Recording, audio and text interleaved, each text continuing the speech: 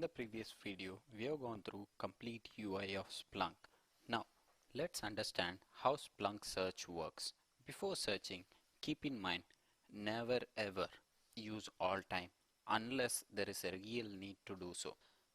Because if you use an all-time search, it just kills your Splunk resources. If you choose all-time, it just search for the data that is available on the Splunk for from the time of its implementation, or probably even beyond that if we have indexed the older data. So it just kills the resources like CPU and the RAM on the searches, and puts a heavy load on your indexer because it searches for a longer duration. Just to make sure, use all time only when there is a real need. I'll perform some of the basic search for Splunk on internal audit logis. I'll keep it for last 60 minutes, and index called underscore audit is where all the internal logs of Splunk are stored. I'll just type index is equal to underscore audit and hit enter. As soon as I hit enter, I got 4000 plus events for the last 1 hour.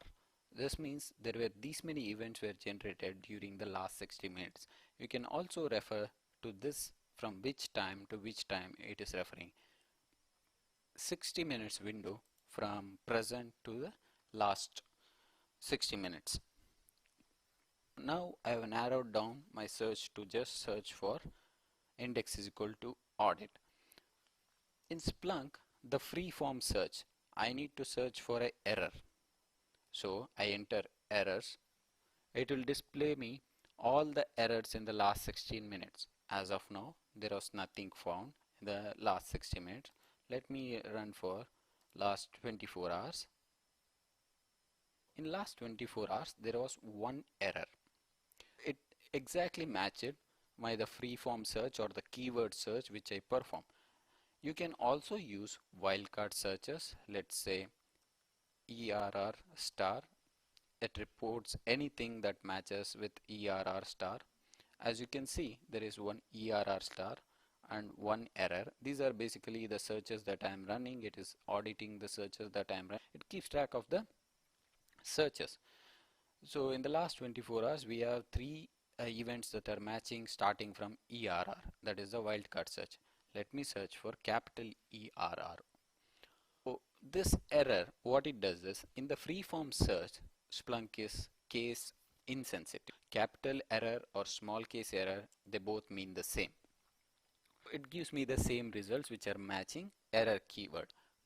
But if you use quotes or if you use a field name in capital, it always refers to the code names.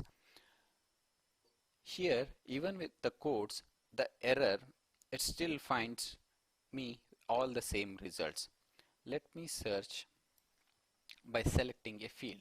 I'll search action is equal to search in last 24 hours.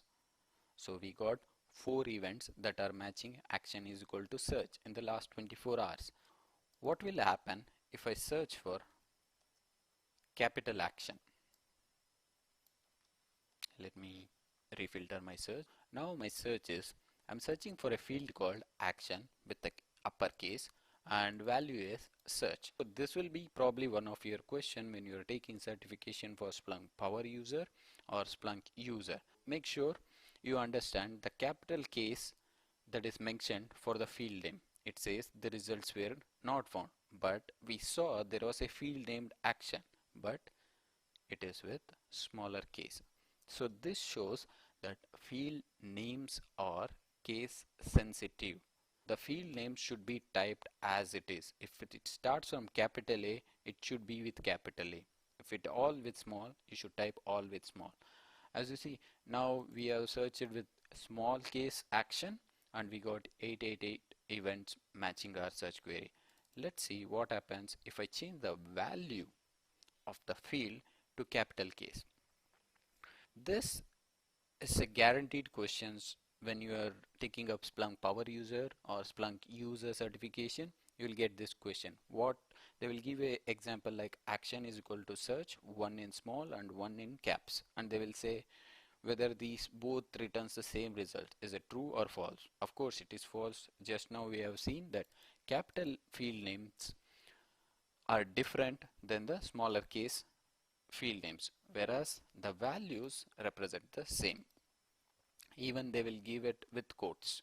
We have even validated that scenario that with quotes also it will not look for case sensitive values, but whereas fields, they are case sensitive.